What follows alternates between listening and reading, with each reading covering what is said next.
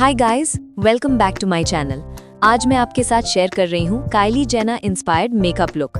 ये look full glam है but बिल्कुल सॉफ्ट और नेचुरल ग्लो के साथ। सबसे पहले मैंने अपनी स्किन को अच्छे से प्रेप किया है मॉइस्चराइजर और प्राइमर के साथ, जिससे बेस फ्लॉलेस लगे। उसके बाद medium to full coverage foundation और कंसीलर लगाया है ताकि स्किन स्मूथ और इवन टोन दिखे। थोड़ा सा कॉन्टोर, ब्रॉन्जर और ब्लश से फेस को शार्प और डिफाइंड लुक दिया है और हाइलाइटर से वो काइली वाला ग्लो ऐड किया है। आईज के लिए soft brown nude shades, thin winged eyeliner और लैशेस यूज की हैं जो लुक को क्लासी बनाती हैं।